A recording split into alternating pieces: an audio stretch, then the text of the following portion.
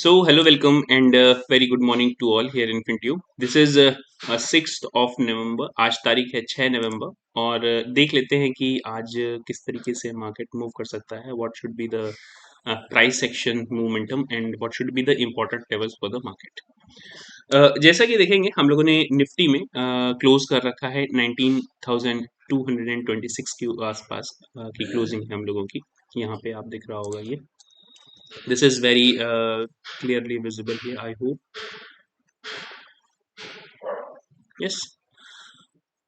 अभी अगर आप डेली टाइम फ्रेम पे जाएंगे तो आपको दिखेगा कि पिछले 3 दिनों से हम लोगों ने एक यहाँ निफ्टी में तो नहीं but that is very clearly visible in bank Nifty, लेकिन निफ्टी में भी चल के देख लेते हैं how this these 3 candles are looking as of now.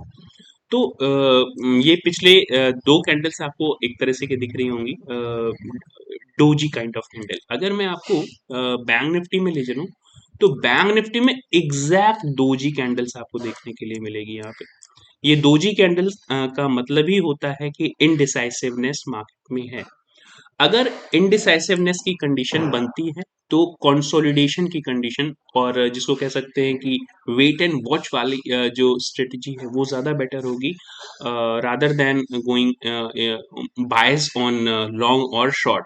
Long और शॉर्ट के बायस में जाने से ज़्यादा बेहतर है कि इनडिसाइसिवनेस की कंडीशन में आप बने रहें और जो कंसोलिडेशन है, wait for market to consolidate और डिसाइड इट्स ट्रेंड कि अप जाना चाहता है या डाउन जाना चाहता है, किधर जाना चाहता है. सबसे पहले तो मार्केट इस बात का निर्धारण करे, इस बात को डिसाइड करे कि उसका मोमेंटम किस तरफ होगा.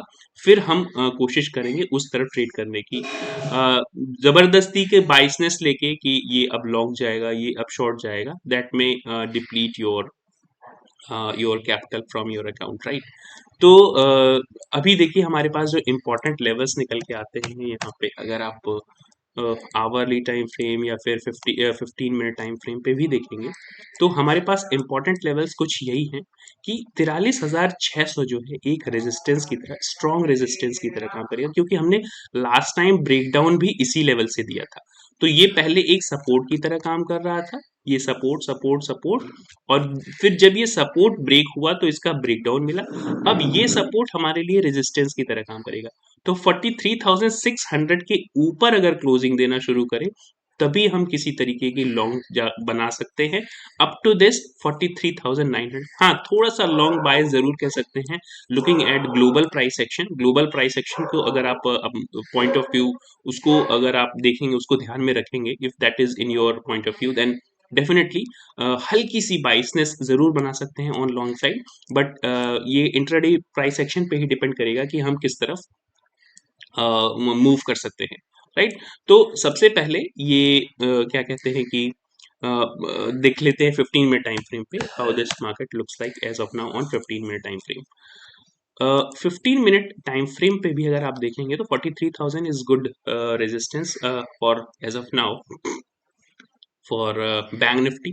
43,600 हम लोगों का अच्छा खासा रेजिस्टेंस होगा. ये हम लोगों के लिए एक अच्छा खासा रेजिस्टेंस होगा R1. और R2 जो है उसको आप मार्क कर सकते हैं यहाँ 43,900 के आसपास. तो ये होगा आपका R2. तो this is going to work as R2 and this is R1, right. 43,600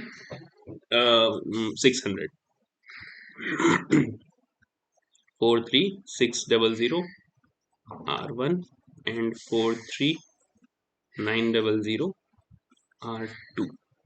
ये R2 के ऊपर क्लोज करना अगर शुरू करता है या फिर 44,000 की जो इम्पोर्टेंट रेंज है इसके ऊपर अगर डेली बेसिस पे क्लोज करता है, फिर मार्केट फुल बुलिश हो जाएगा. फिर मार्केट यहाँ से क्योंकि दिवाली का भी टाइम आ रहा है तो डेफिनेटली बुलिश होना चाहिए. अगर इस रेंज को, इस चीज का ध्यान रखिएगा, अगर इस रेंज को 43,900 के ऊपर डेली बेसिस पे क्लोज देता है,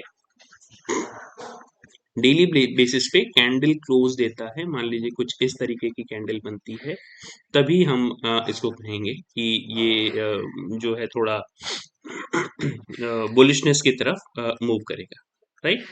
तो इस चीज को थोड़ा ध्यान में रखिएगा.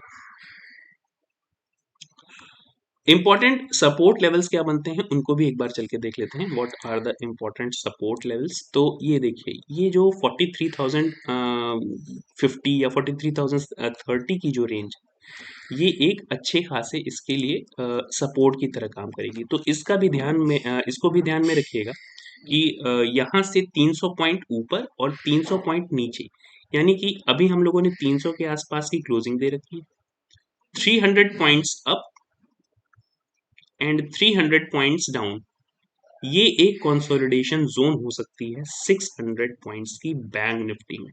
बैंक निफ्टी में 600 पॉइंट कोई भी बहुत बड़ी बात नहीं है इंट्राडे बेसिस पे, राइट? ये तो 15 मिनट की कैंडल भी बन जाती है कभी कभी 600 पॉइंट की, ये भी आपने देखा होगा। तो अ, ये जो रेंज है ब्रेक करना जरूरी है मार्केट में टू डिसाइड एनी। हाँ, 43,000 के नीचे हमारे पास नए लेवल देखने के लिए मिलेंगे जिगजैग पैटर्न में 42,600, but before that 42,800 is also going to be good support. 42,800 का जो रेंज है ये भी हम लोगों के लिए एक अच्छा खासा सपोर्ट की तरह काम करेगा। तो यहाँ पे मार्क कर लेते हैं ये 42,800 की जो का जो लेवल है उसे भी मार्क कर लेते हैं। सो 42,800, यस इट इज। तो इससे हम ग्रीन ट्रेंड लाइन कह रहे हैं, सपोर्ट लाइन की तरह मार्क करेंगे। Now moving towards this Nifty thing. Nifty में अगर आप चल के देखेंगे तो निफ्टी में भी आपको एक अच्छी खासी ट्रेंड लाइन यहाँ से आती हुई दिखेगी। ये ट्रेंड लाइन जो आ रही है ये corona follow support trend line है। अगर मैं आपको मंथली टाइम फ्रेम पे ले चलूं तो you will see that this trend line is driven from this corona time frame, monthly time frame है यहाँ पे ये कोरोना का फॉल। इसके बाद ये कोरोना की फॉल सपोर्टिंग ट्रेंड लाइन अभी सपोर्ट कर रही है, इसको इसको ब्रेक करती है मार्केट, फिर हम किसी तरीके की बेयरिशनेस देख सकते हैं, लेकिन ये बहुत ही अच्छे खासे स्ट्रॉन्ग सपोर्ट जोन है। अगर आप वीकली टाइम फ्रेम, हालांकि आपने वीकली एनालिसिस देखी होगी, I hope you have watched this weekly analysis program जो हमने कल रिकॉर्ड किया था। वहां पे आप देखेंगे तो प्राइस एक्शन लेवल आपको macro and micro economic price levels का काफी अच्छा खासा अंदाजा मिल जाएगा। तो एक बार अगर आपने नहीं देखा तो आप जाके देख सकते हैं, राइट? डेली टाइम फ्रेम पे भी अगर इसको आप देखेंगे तो एक इनडिसाइसिवनेस की कंडीशन में है अभी हम लोग यहाँ पे। ये जो सपोर्ट थे ब्रेक हुआ, अब ये रेजिस्टेंस की तरह, यही सपोर्ट अब एक रेजिस्टेंस की तरह काम करेगा यहाँ पे। तो this is going to work as resistance. तो कौन कौन से लेवल निकल के आते हैं? 19,340 के आसपास का एक की जो रेंज है, 19,340 की रेंज R1 रेजिस्टेंस 1, रेजिस्टेंस 2 हमारे पास निकल के आता है जो राउंड फिगर लेवल भी है कह सकते हैं।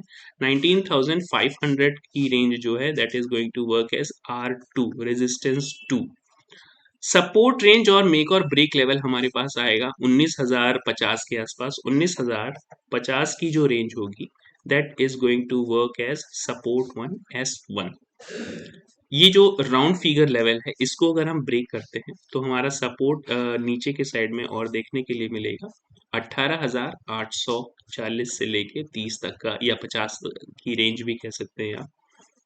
तो ये होगा हमारा S2। These levels are important, I hope आप लोग इन लेवल्स को अपने चार्ट में मार्क करके, हाँ लेकिन ये देखिए ये ट्रेंड लाइन के नीचे अगर क्लोज करता है तो हमारे लिए ये एक तरह से बेरिशनेस की तरफ थोड़ा ज़्यादा मूव करेगा। अगर 18 इस बार 18,850 या 18,830 वाली रेंज टूटी तो बेरिशनेस थोड़ी ज़्यादा यहाँ पे देखने के लिए मिलेगी, क्योंकि ये जो corona follow support trend line है ये ब्रेक होगी इसके बाद हमारे पास। तो अगर ये ब्रेक होती है तो फिर थोड़ा सा फॉल हमें ज़्यादा देखने के लिए मिलेगा। अब देखना ही होगा कि प्राइस एक्शन किस तरीके मूव कर सकता है। हालांकि हल्की सी बाइसनेस बाइंग साइड में ज़रूर है, लॉन्ग साइड में ज़रूर है, क्योंकि अगर आप यहाँ पे डाउ जोन्स भी देखेंगे तो पिछले काफ़ी दिनों से अच्छा खासा मोमेंटम पिछले 3-4 दिनों में अगर देखा जाए, लास्ट फ्राइडे को भी और उसके पहले भी, तो अच्छा खासा मोमेंटम हमें देखने के लिए मिला था। यूएस मार्केट भी अगर आप देखेंगे तो ये एक अच्छा खासा मोमेंटम हमें देखने के लिए मिला था। राइट। तो Indian markets can not immune from the global price action. Global price action अगर अच्छा कर रहा है तो Indian market can not keep itself away from the global price action momentum. तो उसको फॉलो करना ही होगा और बहुत ज़्यादा दिन तक अपने आप को रेजिस्ट नहीं कर सकता। देखते हैं आज का प्राइस लेवल्स किस तरीके से काम करेंगे। यहाँ पे देख लेते हैं सबसे पहले आज।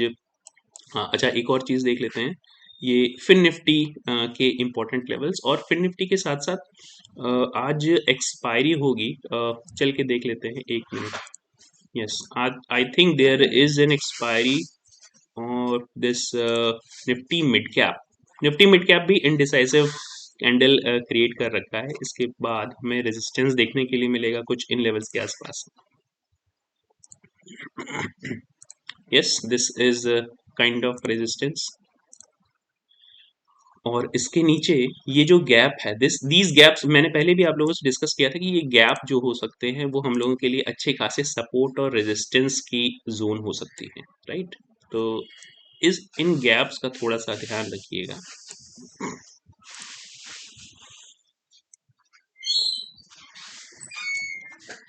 ये इंपॉर्टेंट लेवल्स हैं। 15 मिनट टाइम फ्रेम पे अगर चल के देखेंगे तो yes, this looks fine as of now.